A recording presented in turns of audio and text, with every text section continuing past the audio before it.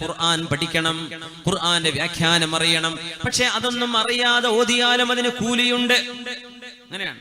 ഖുർആൻ അറിയാതെ അർത്ഥമറിയാതെ ഓതിയാലും കൂലിയുണ്ട്. അർത്ഥം മനസ്സിലാക്കാതെ പാരായണം ചെയ്താലും ഹിഫ്ള് ചെയ്താലും അതിനൊക്കെ പ്രതിഫലമുണ്ട്. അർത്ഥം അറിഞ്ഞിട്ടാണെങ്കിൽ പ്രതിഫലം കൂടുതലാണ്. അങ്ങനെയാണ്. വിശുദ്ധ ഖുർആൻ പറയുന്നു, നോക്കൂ, വനുനസ്സിലു മിനൽ ഖുർആനി മാ ഹുവ ശിഫാഉൻ വറഹ്മത്തുൽ ലിൽ മുഅ്മിനീൻ. ഈ വിശുദ്ധ ഖുർആൻ ശിഫയായിട്ടും റഹ്മത്തായിട്ടുമാണ് ഞാൻ ഇറക്കിയത് സത്യവിശ്വാസികൾക്ക്. മിനൽ ഖുർആൻ ലിബയാനിൽ ജിൻസി എന്നാണ്. ഖുർആനിന്റെ ഏതെങ്കിലും ഒരു ഭാഗത്തിന് ശിഫ ഉണ്ട് എന്നല്ല, ഖുർആൻ എന്നത് മുഴുവൻ ശിഫയും റഹ്മത്തുമാണ്. ഇനി ഇത് ബറക്കത്തുണ്ടെന്ന് ബോധ്യമായി. അത് ജീവിച്ചിരിക്കുന്നവർക്ക് മാത്രമാണോ? മരിച്ചവർക്ക് ഓതിയ ബറക്കത്ത് കിട്ടൂലേ? ജീവിച്ചിരിക്കുന്നവർക്ക് ബറക്കത്ത് കിട്ടുന്ന ബോധ്യമായി. ഇമാം ബുഖാരി തങ്ങളുടെ ഈ ഹദീസ് ഫാത്തിഹ ഓതി കൊടുത്തു, ബറക്കത്തുമായി ശിഫയുമായി. അബൂ സഈദ് അൽ ഖുദ്രി തങ്ങൾക്കും സ്വഹാബികൾക്കും 30 ആടുകളെയും കൊടുത്തു, സമ്മാനമായി കൊടുത്തു. ഇത് മരണപ്പെട്ടവർക്ക് വേണ്ടി ഓതി കൊടുത്താലോ അവർക്ക് പ്രതിഫലം കിട്ടൂലേ? കിട്ടില്ല എന്ന് എങ്ങനെ പറയും? മഹാനായ ഉമർ ഇബ്നുൽ ഖത്താബ് റളിയല്ലാഹു അൻഹുവിന്റെ മകൻ അബ്ദുല്ലാഹി ഇബ്നു ഉമർ റളിയല്ലാഹു അൻഹുവിന്റെ അഥറടക്കം മുഹാജിരീങ്ങളും സ്വഹാബിമാരായ അൻസ്വാരികളും ചെയ്തിരുന്ന ഒരു നന്മയാണിത്. തെളിവ് ഒന്ന്, ഇമാം ബൈഹഖി എന്നവർ അവരുടെ സുനനിൽ കിതാബുൽ ജനായിസിൽ ഒരു ബാബ് കൊണ്ടുവരുന്നുണ്ട്. മഹാനായ ഇമാം ബൈഹഖി ആ പേജിന് ഹെഡിങ് കൊടുത്തത് ബാബ് ഖിറാഅത്തിൽ ഖുർആനി ഇൻദൽ ഖുബൂർ. ഖബറിന്റെ അരികത്ത് ഖുർആൻ ഓതാൻ പറ്റും എന്ന് പറഞ്ഞുകൊണ്ടാണ് ഖബറിന്റെ അരികത്ത് ഖുർആൻ ഓതൽ എന്ന് പറഞ്ഞിട്ട് ഹദീസ് പണ്ഡിതനായ ഇമാം ബൈഹഖി റഹ്മത്തുള്ളാഹി അലൈഹി 4ാമത്തെ വോള്യത്തിൽ ഇമാം ബൈഹഖിയുടെ സുനനിൽ 56ാമത്തെ പേജ്, ഇമാം ഖല്ലാൽ റഹ്മത്തുള്ളാഹി അലൈഹി അവരുടെ ജാമിഇൽ അവരുടെ കിതാബുൽ അംറു ബിൽ മഅറൂഫി വന്നഹി അനിൽ മുൻകറിലും ഈ വിഷയം കൊണ്ടുവന്നു. യാ അല്ലാഹ്, 200ഓളം പേജുകളുള്ള കിതാബാണ് ഇമാം ഖല്ലാൽ തങ്ങളുടെ കിതാബുൽ അംറു ബിൽ മഅറൂഫി വന്നഹി അനിൽ മുൻകർ. ആ കിതാബിലെ അവസാന ഭാഗം 190ാമത്തെ പേജ്. ഇമാം ഖല്ലാൽ എന്നവർ പറയുന്നു, ഇമാം ഖല്ലാൽ എന്നവരാണ് അഹ്മദ് ഇബ്നു ഹംബൽ റഹ്മത്തുള്ളാഹി അലൈഹിയുടെ മദ്ഹബിനെ ക്രോഡീകരിച്ച പണ്ഡിതൻ. ഹംബലി മദ്ഹബ് എന്ന് പറയില്ലേ, ഗൾഫ് നാടുകളൊക്കെ ഹംബലി മദ്ഹബാണ്. ഈ ഹംബലി മദ്ഹബുകാരും ഖുർആൻ ഓതണം എന്ന് പഠിപ്പിക്കുന്നവരാ. അതാണ് ഇതിന്റെ അത്ഭുതം. സുബ്ഹാനല്ലാഹ്. ഹംബലി മദ്ഹബിനെ ക്രോഡീകരിച്ച പണ്ഡിതനാണ് ഇമാം ഖല്ലാൽ റഹ്മത്തുള്ളാഹി അലൈഹി. ഇമാം അഹ്മദ് എന്നവരുടെ മദ്ഹബിനെ ക്രോഡീകരിച്ച പണ്ഡിതൻ. ഹിജ്റ 311 വഫാത്തായ പണ്ഡിതൻ. ഇമാം ഖല്ലാൽ എന്നവരെ അബ്ബാസ് ഇബ്നു മുഹമ്മദ് ദൗരി എന്നവരെന്ന് ഉദ്ധരിക്കുന്നു. قال قلت ليحيى بن معين, മഹാനായ യഹ്യ ഇബ്നു മഈൻ തങ്ങളോട് ഞാൻ ചോദിച്ചു. യഹ്യ ഇബ്നു മഈൻ എന്നവരെ ഇമാം അഹ്മദ് ഇബ്നു ഹംബൽ എന്ന ഹംബലി മദ്ഹബിന്റെ ഇമാം, മുസ്നദ് എന്ന ഹദീസിന്റെ വിശ്വവിജ്ഞാനകോശമാണ് മുസ്നദ്. ആ മുസ്നദിന്റെ രചയിതാവാണ് ഇമാം അഹ്മദ് ഇബ്നു ഹംബൽ, ഇറാഖുകാരനായ അഹ്മദ് ഇബ്നു ഹംബൽ എന്നവർ. അവരുടെ കൂട്ടുകാരനാണ് യഹ്യ ഇബ്നു മഈൻ. ഇവരൊക്കെ അലാമുൽ ഉമ്മത്തിലെ ഇൽമിന്റെ പർവ്വതങ്ങളാണ്. മഹാനായ യഹ്യ ഇബ്നു മഈൻ എന്നവരോട് ചോദിക്കാൻ. എന്താ ചോദിച്ചത്? യഹ്യ ഇബ്നു മഈനെ حدثني مبشر الحلبي عن عبد الرحمن بن العلاء بن اللجلاج عن أبيه أنه قال. മഹാനായ മുബശ്ശിറുൽ ഹലബി എന്ന സിഖത്തായ പണ്ഡിതൻ, സത്യസന്ധനായ പണ്ഡിതൻ അബ്ദുറഹ്മാൻ ഇബ്നുൽ അലാ ഇബ്നുൽ ലജ്ലാജ് എന്നിവരെന്ന് ഉദ്ധരിക്കുന്നു. മഹാനായ അബ്ദുറഹ്മാൻ ഇബ്നുൽ അലാ ഇബ്നുൽ ലജ്ലാജ് അദ്ദേഹം മരിക്കുന്ന സമയത്ത് മക്കളോട് വസിയത്ത് ചെയ്തു, ഇദാ മിത്തു, മക്കളെ ഞാൻ മരിച്ചാൽ വവദഅതുമൂനി ഫിൽ ലഹദി, എന്നെ നിങ്ങൾ ഖബറിലേക്ക് വെക്കുമ്പോൾ ഫഖൂലു, നിങ്ങൾ പറയണം ബിസ്മില്ലാഹി വഅലാ മില്ലത്തി റസൂലില്ലാഹി സ്വല്ലല്ലാഹു അലൈഹി വസല്ലം. അങ്ങനെയല്ലേ മയ്യിത്ത് മറവിയുമ്പോൾ പറയാ ബിസ്മില്ലാഹി വഅലാ മില്ലത്തി റസൂലില്ലാഹ്. ഇത് പറഞ്ഞിട്ടാ വെക്കേണ്ടത്. ആര് വസിയത്ത് ചെയ്യാ? മഹാനായ പണ്ഡിതൻ അബ്ദുറഹ്മാൻ ഇബ്നുൽ മഹാനായ അലാ ഇബ്നുൽ ലജ്ലാജ് റഹ്മത്തുള്ളാഹി അലൈഹി മക്കളോട് പറയാണ്, താബിഇയാൻ. എന്നിട്ട് സുമ്മ സന്നു അലയ്യ തുറാബ സന്നാ, നിങ്ങൾ എന്റെ ദേഹത്തേക്ക് മണ്ണ് വാരിയിടുമ്പോ മെല്ലെ മണ്ണ് വാരി ഇടണേ, ഒന്നായിട്ട് മണ്ണ് കൊട്ടരുത്. മയ്യത്തിന്റെ മീതെ മണ്ണ് മെല്ലെ വാരിയിടാവൂ. കാരണം എന്തെന്നറിയോ, ജീവിച്ചിരിക്കുന്ന ഒരു മനുഷ്യന് വേദനയുള്ളത് മരിച്ച മനുഷ്യന് വേദനയുണ്ടാകുമെന്ന് നബി തങ്ങൾ പറഞ്ഞ ഹദീസ് സ്വഹീഹാണ്. പോസ്റ്റ്മോർട്ടം ചെയ്യുമ്പോൾ മയ്യത്തിന് വേദനയുണ്ട്. ഒരു മയ്യത്തിന്റെ ശരീരത്തിൽ മുറിവ് പറ്റിയാൽ, ജീവിച്ചിരിക്കുന്നവന് മുറിവ് പറ്റിയാൽ വേദനയുണ്ടോ, അതിലേറെ വേദന മയ്യത്തിനുണ്ട് എന്ന് പരിശുദ്ധ റസൂലുള്ളാഹി തങ്ങൾ വഹയിന്റെ വെളിച്ചത്തിൽ പറഞ്ഞിട്ടുണ്ട്. അതുകൊണ്ടാണ് മയ്യത്തിന്റെ ശരീരഭാഗങ്ങൾ മുറിച്ചു മാറ്റരുത് എന്ന് പറയാൻ കാരണം. ജീവിച്ചിരിക്കുന്ന ഒരു മനുഷ്യൻ അനുഭവിക്കുന്ന പോലെ മയ്യിത്ത് അനുഭവിക്കുന്നുണ്ട് എന്ന് പറഞ്ഞു തരാൻ വഹയിന്റെ വെളിച്ചത്തിലേ കഴിയൂ. മരിച്ചു കിടക്കുന്ന ആൾക്ക് എണീറ്റ് പറയാൻ കഴിയില്ലല്ലോ. സാധാരണഗതിയിൽ അങ്ങനെയല്ലേ. ഹബീബായ നബി ഞങ്ങൾ പറഞ്ഞു അത് സല്ലല്ലാഹു അലൈഹി വസല്ലം. അതുകൊണ്ട് മഹാനായ അലാ ഇബ്നുൽ ലജ്ലാജ് എന്നവര് മക്കളോട് പറയുകയാണ്, മക്കളെ, എന്റെ ദേഹത്തേക്ക് നിങ്ങൾ മെല്ലെ മണ്ണ് വാരിയിടണം, മെല്ലെ മണ്ണ് വാരിയിടണം. وقرأوا عند رأسي بفاتحة البقرة وخاتمتها. എന്റെ മയ്യത്ത് എന്നെ മറവ് ചെയ്താൽ എന്റെ ഖബറിന്റെ അരികത്ത് വെച്ച് നിങ്ങൾ സൂറത്തുൽ ബഖറയുടെ ആദ്യ ഭാഗവും സൂറത്തുൽ ബഖറയുടെ അവസാന ഭാഗവും നിങ്ങൾ ഓതണേ. അവസാന ഭാഗം എന്ന് പറഞ്ഞാൽ ആമന റസൂലു, ആദ്യ ഭാഗം അലിഫ് ലാം മീം മുതലുള്ള ആദ്യ ഭാഗം നിങ്ങൾ ആ ഖുർആൻ ഓതണേ. ഫഇന്നി സമിഅതു ഇബ്നു ഉമർ, നോക്കണം, എന്റെ ഗുരുനാഥൻ അല്ലാഹുവിന്റെ റസൂലിന്റെ സ്വഹാബിയായ അബ്ദുല്ലാഹി ഇബ്നു ഉമർ റളിയല്ലാഹു അൻഹു പറയുന്നത് ഞാൻ കേട്ടു. മഹാനവറുകൾ പറയാറുണ്ട്, ഞാൻ മരിച്ചാൽ എന്റെ ഖബറിന്റെ അരികത്ത് നിങ്ങൾ ഖുർആൻ ഓതണേ. കാന യൂസി ബിദാലിക വയസ്തഹിബ്ബുഹു. ഇബ്നു ഉമർ എന്നവർക്ക് അത് ഇഷ്ടമായിരുന്നു, അവരങ്ങനെ ചെയ്യണമെന്ന് വസിയത്ത് ചെയ്യാറുണ്ടായിരുന്നു. ഒരു സ്വഹാബിയാണ് ചെയ്യുന്നത്. ഇബ്നു ഉമർ എന്നവരെ ഞാൻ അൽഹംദുലില്ലാഹ് ജീവിതത്തിൽ ആദ്യമാണ് ഇബ്നു ഉമർ എന്നവരെ സിയാറത്ത് ചെയ്യുന്നത്. കഴിഞ്ഞ 5 ദിവസങ്ങൾക്ക് മുമ്പ് മക്കയുടെ ശുഹദാ എന്ന് പറയുന്ന പ്രദേശമുണ്ട്. അവിടെ അബ്ദുല്ലാഹി ഇബ്നു ഉമർ എന്നവരുടെ മഖാം അവിടെ മക്കയിലാണ്. മഹാനോട് സിയാറത്ത് ചെയ്യാൻ പറ്റി അൽഹംദുലില്ലാഹ്. അബ്ദുല്ലാഹി ഇബ്നു ഉമർ റളിയല്ലാഹു അൻഹു ഒരു കെട്ടിനകത്ത്, അവിടെ ഖബർ അവിടെയാണ്. ശുഹദാ, മക്കയിലെ ശുഹദാ എന്ന് പറയുന്ന പ്രദേശം. മഹാനവറുകൾ വസിയത്ത് ചെയ്തിട്ടുണ്ട്. സ്വഹാബിമാരെ വസിയത്ത് ചെയ്യാൻ എന്തിന്? ഞങ്ങൾ മരിച്ചാൽ ഖബറിന്റെ അടുത്ത് ഖുർആൻ ഓതണം. നമ്മൾ പറയാ ബിദ്അത്താണ്.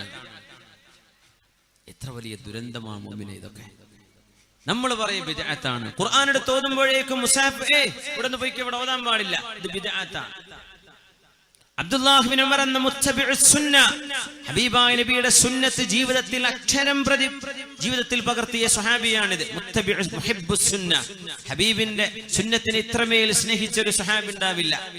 ആ മഹാൻ പറയാ, ഞാൻ മരിച്ചാൽ നിങ്ങൾ എന്റെ ഖബറിനടുത്ത് ഖുർആൻ ഓതണം എന്ന് വസിയത്ത് ചെയ്യാറുണ്ട് മഹാനായ ഇബ്നു ഉമർ എന്നവർ. ആര് പറയാ?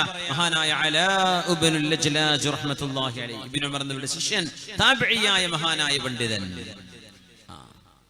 ഇബ്നു ഉമർ റളിയല്ലാഹു അൻഹു ആരാണ്? സ്വഹാബികളിലെ ശൈഖുൽ ഇസ്ലാം എന്ന് പറയാൻ പറ്റുന്ന ആളാണ്.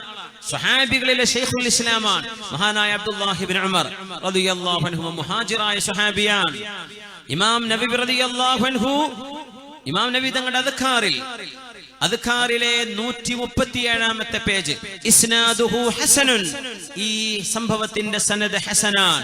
മഹാനായ അല്ലാമ അൽ ഇമാമുൽ ഹൈതമി മഹാനവരുടെ മുജ്മഇൽ 3ാമത്തെ വോള്യം 44ാമത്തെ പേജിൽ റിജാലുഹു മൗസൂഖൂൻ, ഈ സനദിൽ വന്ന മുഴുവൻ ആളുകളും യോഗ്യരായ ആളുകളാണ്. ഇത് ദഈഫ് എന്ന് പറയാൻ പറ്റില്ല. ഇമാം ബൈഹഖി തങ്ങളുടെ സുനനുൽ കുബ്രയിലും മഹാനായ ഇമാം അത്ബറാനി തങ്ങളും ഒക്കെ ഈ ഹദീസ്, ഈ സനദ്, ഈ അസർ സ്വഹീഹാൻ എന്ന് സമർത്ഥിച്ചിട്ടുണ്ട്.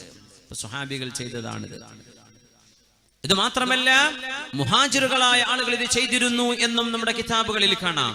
മഹാനായ ഇമാം ഖല്ലാൽ റഹ്മത്തുള്ളാഹി അലൈഹി, ഹംബലി മദ്ഹബിലെ പ്രാമാണികമായ ഗ്രന്ഥകർത്താവ്, ഹംബലി മദ്ഹബിന്റെ നിയമങ്ങളെ ക്രോഡീകരിച്ച ഇമാം അഹ്മദ് എന്നവരുടെ മദ്ഹബിന്റെ ഏറ്റവും കർക്കശമായും മദ്ഹബിനെ ക്രോഡീകരിച്ച മഹാനവറുകളുടെ ജാമിഇൽ, അതുപോലെ തന്നെ കിതാബുൽ അംറു ബിൽ മഅറൂഫ് വന്നഹി അനിൽ മുൻകറിൽ മഹാനായ ഇമാം ഖല്ലാൽ റഹ്മത്തുള്ളാഹി അലൈഹി, ഇബ്നുൽ ഖയ്യിം എന്നവർ പോലും ഈ വിഷയം മഹാനായ ഇമാം ഖല്ലാലിനെ സംബന്ധിച്ച് ഉദ്ധരിക്കുന്നുണ്ട്. കിതാബുർ റൂഹിൽ 10ാമത്തെ പേജിൽ ഖാല ശഅബി, ഇമാം ശഅബി തങ്ങൾ പറയാ, വകാനൽ അൻസ്വാർ, അൻസ്വാരികൾ ഇദാ മാത ലഹും മയ്യിതുൻ, അൻസ്വാരികൾക്ക് ഒരു മയ്യിത്ത് മരണപ്പെട്ടു കഴിഞ്ഞാൽ യഖ്തലിഫൂന ഇലാ ഖബ്രിഹി, ഓരോരുത്തരായ ഖബറിന്റെ അരികത്തേക്ക് ചെല്ലും. ഫയഖറഊന ഇൻദഹുൽ ഖുർആൻ, ആ മയ്യിത്തിന്റെ അരികത്ത് നിന്ന് ഖുർആൻ ഓതുമായിരുന്നു അൻസ്വാരികൾ. ഇമാം ഷാഫി തങ്ങൾ പറയാം, അൻസ്വാരികളുടെ ശീലമായിരുന്നു. UAE-ക്കാർക്കറിയാം, മഹാനായ ഷെയ്ഖ് സായിദ് റഹ്മഹുല്ലാ, UAE-യുടെ രാഷ്ട്രപിതാവായ ഷെയ്ഖ് സായിദ് റഹ്മഹുല്ലാ, അദ്ദേഹം വഫാത്തായത് എന്റെ ഓർമ്മ ശരിയെങ്കിൽ 2004-ലാണ്.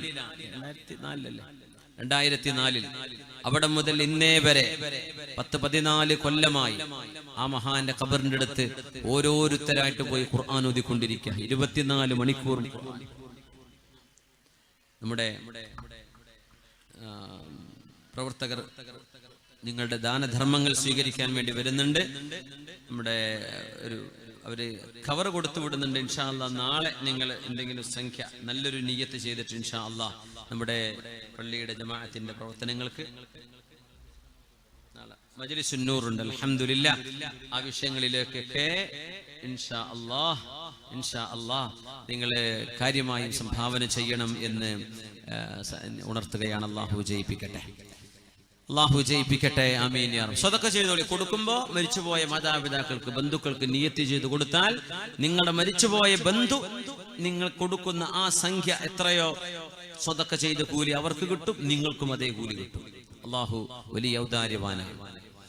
അല്ലാഹുവിന്റെ കലാമിന്റെ അത്ഭുതം അതാണ്. ബഹുമാനപ്പെട്ട ഉസ്മാൻ ഫൈദി ഉസ്താദ് ഇവിടെ എഴുതി തന്നിരിക്കുക. ഖുർആന്റെ തഅരീഫ് എന്നെ പഠിച്ചാൽ മനസ്സിലാവും. ഖുർആൻ എന്ന് പറഞ്ഞാൽ കലാമുല്ലാഹിൽ മുനസ്സലു അലാ മുഹമ്മദിൻ സ്വല്ലല്ലാഹു അലൈഹി വസല്ലം അൽ മുതഅബ്ബദു ബിതിലാവതിഹി. എന്താ ഖുർആൻ എന്ന് പറഞ്ഞാൽ? മുത്തുനബി തങ്ങൾക്ക് അല്ലാഹു തആല ഇറക്കി കൊടുത്ത കിതാബ്, ഓതിയാൽ കൂലി കിട്ടുന്ന കിതാബ്, ഓതിയാൽ കൂലി കിട്ടുന്ന അല്ലാഹുവിന്റെ കലാം. ഖുദ്സിയായ ഹദീസുണ്ട്, അത് ഖുർആൻ പോലെയല്ല, അത് നമുക്ക് നിസ്കാരത്തിൽ ഓതാൻ പറ്റില്ല. നേരെമറിച്ച് ഖുർആൻ ഓതിയാൽ കൂലി കിട്ടുന്ന അല്ലാഹുവിന്റെ കലാം, അതിനാണ് ഖുർആൻ എന്ന് പറയുന്നത്.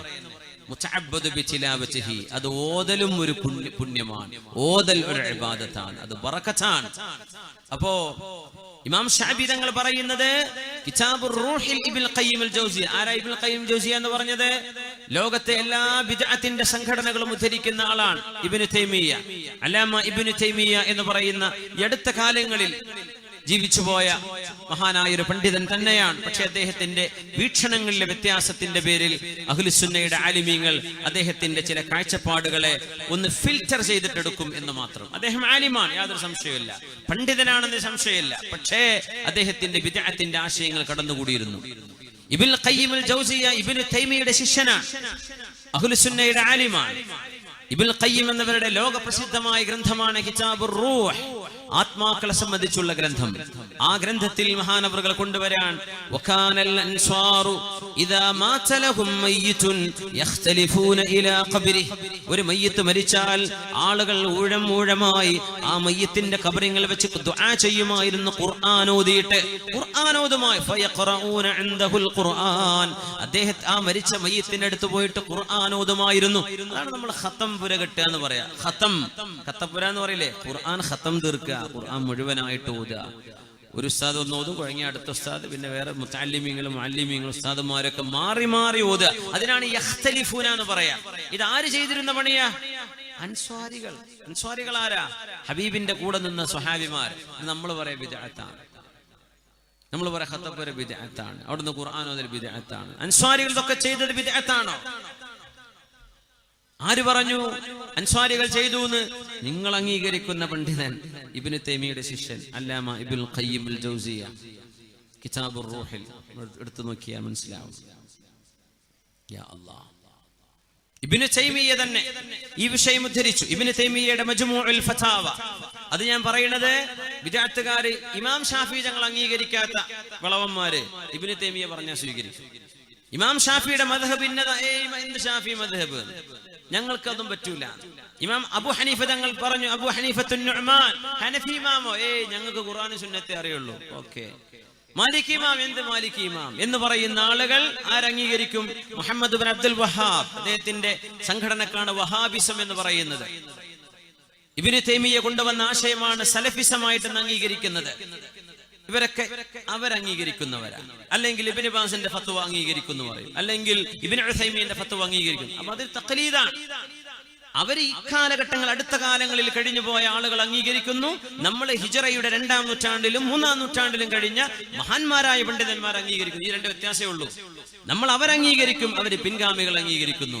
ഈ പിൻഗാമികളിൽ നിങ്ങൾ അംഗീകരിക്കുന്ന ഇബ്നു തൈമിയ്യ അദ്ദേഹത്തിന്റെ മജ്മൂഉൽ ഫതാവയുടെ 24-ാമത്തെ വോള്യം 298-ാമത്തെ പേജ്.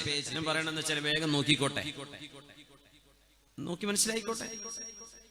എന്താ പറയുന്നത്? അൽ ഖിറാഅത്തു ഇൻദ ദഫ്നി സാബിതത്തുൻ ഫിൽ ജുംലതി അനിസ് സ്വഹാബ. മരണപ്പെട്ട മയ്യത്തിനെ മറവ് ചെയ്താൽ അവിടെ ഇരുന്ന് ഖുർആൻ ഓതണം എന്ന് പറയുന്നത് സാബിതത്തുൻ ഇസ്ലാമിൽ സ്ഥിരപ്പെട്ട വിഷയമാണ്. ഫിൽ ജുംല മൊത്തത്തിൽ അനിസ് സ്വഹാബ സ്വഹാബികൾ ചെയ്തിട്ടുണ്ട് എന്ന് സ്ഥിരപ്പെട്ട വിഷയമാണ്. വഖദ് ഔസാ ബഅദുഹും അൻ യുഖറഅ ഇൻദഹു സൂറത്തുൽ ബഖറ. ചില ആളുകൾ സ്വഹാബികളിൽ മുൻഗാമികളിൽ ചില ആളുകൾ ഞങ്ങൾ മരണപ്പെട്ടാൽ ഖബറിന്റെ അരികത്ത് സൂറത്തുൽ ബഖറ ഓതണം എന്ന് വസിയത്ത് ചെയ്യുകയും ചെയ്തിട്ടുണ്ട്. ആര് പറഞ്ഞു? നിങ്ങൾ അംഗീകരിക്കുന്ന ആളല്ലേ. എന്നാലെങ്കിലും ഒന്ന് പറഞ്ഞുകൂടെ ഇത് ബിദ്അത്തല്ല? അത്രയും നമ്മൾ പറയുന്നുള്ളൂ. ബിദ്അത്ത് എന്ന് പറയല്ലേ, വലിയ വിഷമമുണ്ട് കേൾക്കുമ്പോൾ. മുസ്ലിമീങ്ങളെ കാഫിര്യങ്ങളാക്കുക. ഒരു കാഫിര്യങ്ങളാണ്, ഒരു മുശ്രിക്കീങ്ങളാണ്. മുസ്ലിം പള്ളികളെ സംബന്ധിച്ച് മുശ്രിക്കുകളുടെ പള്ളി എന്ന് പറയാ. സുന്നികളായ ആളുകൾ ഇമാം നിൽക്കുമ്പോൾ ജമാഅത്ത് ശരിയാവില്ല എന്ന് പറയാ. ഇതൊക്കെ എത്ര മോശമാണ്. ഈ ഉമ്മത്തിനെ അഹ്ലുൽ ഖിബ്ലയല്ലേ മിനിമം. നമ്മൾ അഹ്ലുൽ ഖിബ്ലയെ നമ്മൾ ഇങ്ങനെ വേർതിരിക്കാൻ പാടുള്ളതാണോ? ദീനിനോടുള്ള ഹമിയത്തും ഇസ്ലാമിനോടുള്ള ആവേശമൊക്കെ ആയിരിക്കാം ഇതിന് കാരണം. പക്ഷേ പ്രമാണങ്ങൾ ഉള്ളതിനെ നിങ്ങൾ ബിദ്അത്ത് എന്ന് പറയരുത്. നിങ്ങൾ ചെയ്തോളി എന്നല്ലേ പറയണത്. ചെയ്യുന്നവരെ പറ്റി എന്ത് ചെയ്യരുത്? മുബ്തദിഅകൾ എന്ന് പറയരുത്. ഇബ്നു തൈമിയ്യ വരെ മരിച്ചു കിടക്കുന്ന മനുഷ്യനെടുത്ത് ഖുർആൻ ഓതൽ ഇസ്ലാമിൽ സ്വഹാബികൾ ചെയ്തു എന്ന് സ്ഥിരപ്പെട്ട വിഷയമാണ്. പിന്നെ എങ്ങനെയാ നമ്മൾ പത്രം വായിക്കൽ അവിടെ നല്ലതെന്ന് പറയാം? ഇതൊക്കെ നമ്മുടെ നാട്ടിൽ പ്രസംഗിച്ചു പോയിട്ടുണ്ടല്ലോ. നമ്മുടെ നാടുകളിൽ ചില ആളുകൾ പ്രസംഗിച്ചു പോയിട്ടുണ്ടല്ലോ. ഖുർആൻ ഓതുന്നതിനേക്കാളും നല്ലത് പത്രം വായിക്കാൻ. പത്രത്തിന്റെ പേരും പറഞ്ഞു, ഞാൻ അത് പറയാതിരിക്കാൻ. പത്രത്തിന്റെ പേര് പറയും, ആ പത്രം വായിക്കലാ നല്ലത് ഖുർആൻ ഓതുന്നതിനേക്കാളും. ഇതൊക്കെ പറയണമെങ്കിൽ അനൽപമായ വിഡ്ഢിത്തം വേണം കയ്യിൽ. ഇസ്ലാമിന്റെ പ്രമാണങ്ങൾ ഇങ്ങനെ വളച്ചൊടിക്കുകയോ ഈ ഉമ്മത്തിന്റെ നന്മകളെ ഇല്ലായ്മ ചെയ്യുകയോ. അതുകൊണ്ട് ചെറുപ്പക്കാർ കേൾക്കാൻ നല്ല രസമുണ്ടാവും ബിദ്അത്തിന്റെ വർത്തമാനങ്ങൾ. നല്ല ലോജിക്കായിട്ട് തോന്നുകയും ചെയ്യും. നിങ്ങൾ വിചാരിക്കുന്നുണ്ടോ ആയിരക്കണക്കിന് ആലിമീങ്ങൾ, മഹാന്മാരായ സമസ്തയുടെ പന്ഥാവിൽ കഴിഞ്ഞു പോയവര്, അല്ലെങ്കിൽ വേറെ സംഘടനകളെ, ഏതെല്ലാം ലോക രാജ്യങ്ങളിലെ ആലിമീങ്ങൾ, ഇവർക്കൊന്നും തിരിഞ്ഞിട്ടില്ല, നമ്മളെ നാട്ടിലെ കുറച്ച് ആളുകൾക്ക് മാത്രമേ ഖുർആനും ഹദീസും തിരിഞ്ഞിട്ടുള്ളൂ എന്നാണോ നിങ്ങൾ മനസ്സിലാക്കുന്നത്? ഇവരൊന്നും പണ്ഡിതന്മാരല്ലേ? അള്ളാഹുവിന്റെ ദീനിനെ ചെറുതായി കാണരുത്. ഈ ഉമ്മത്തിനെ നിങ്ങൾ കാഫിറുകളും ബിദ്അത്തുകാരുമാക്കരുത്. പ്രാമാണികരായ പണ്ഡിതന്മാർ അംഗീകരിച്ച വിഷയങ്ങളാണ് ഇതൊക്കെ. ഖുർആൻ ഓതൽ സാബിതത്തുൻ അനിസ് സ്വഹാബ. ഇബ്നു തൈമിയ്യ പറയാ അവരുടെ ഫതാവൽ മജ്മുഉൽ ഫതാവയിൽ സ്വഹാബികൾ ചെയ്തിട്ടുണ്ടെന്ന് സ്ഥിരപ്പെട്ടതാണ്. സ്വഹാബിമാരിൽ ചിലർ ഞാൻ മരിച്ച എന്റെ ഖബറിന്റെ അടുത്ത് സൂറത്തുൽ ബഖറ 2 ജുസ്ഇലേറെ ഉള്ള സൂറത്തുൽ ബഖറ മുഴുവൻ ഓതണമെന്ന് വസിയത്തും ചെയ്തിട്ടുണ്ട്. റസൂലുള്ളാഹി തങ്ങൾ പറയുമായിരുന്നു സല്ലല്ലാഹു അലൈഹി വസല്ലം, ഇദാ മാത അഹദുകും ഫലാ തഹ്ബിസൂഹു. നിങ്ങൾ ആരെങ്കിലും മരിച്ചു കഴിഞ്ഞാൽ അവരെ നിങ്ങൾ മറവ് ചെയ്യാതെ പിടിച്ചു വെക്കരുത്. വലാ തുഅഖിറൂഹു അൻ ഖബ്രിഹി. ആ മനുഷ്യന്റെ ഖബറിലേക്ക് അവരെ കൊണ്ടുപോകാതെ നിങ്ങൾ പിന്തിക്കരുത്. മരിച്ചു കഴിഞ്ഞാൽ പെട്ടെന്ന് മറവ് ചെയ്യണം. ഫഇദാ ദഫൻതുമൂഹു. നിങ്ങൾ മരണപ്പെട്ടവരെ മറവ് ചെയ്താൽ ഫൽയുഖറ ഇൻദ റഅസിഹി ബിഫാത്തിഹത്തിൽ കിതാബ്. മരിച്ച മയ്യത്തിനടുത്ത് ഫാത്തിഹ ഓതണം. വഇൻദ റിജ്ലൈഹി. കാലിന്റെ അരികത്ത് വെച്ച് സൂറത്തുൽ ബഖറയുടെ അവസാന ഭാഗവും ഓതണേ എന്ന ഹദീസ് മഹാനായ റസൂലുള്ളാഹി സ്വല്ലല്ലാഹു അലൈഹി വസല്ലം തങ്ങൾ പറഞ്ഞത് മുഹാജിറുകളും അൻസാരികളും പറഞ്ഞതിൽ പിന്നെ ഹബീബായ നബി തങ്ങളും പറഞ്ഞിട്ടുണ്ട് എന്ന് വരുന്ന വിഷയമാണ്. പക്ഷേ ഈ ഹദീസിന്റെ റിവായത്തിൽ ഫി ഇസ്നാദിഹി ദുഅഫുൻ. ഈ ഇസ്നാദിൽ ഒരു ദഈഫായ ഒരു വശം ഇതിൽ വരുന്നുണ്ട് എന്നതിന്റെ പേരിൽ മാത്രമാണ്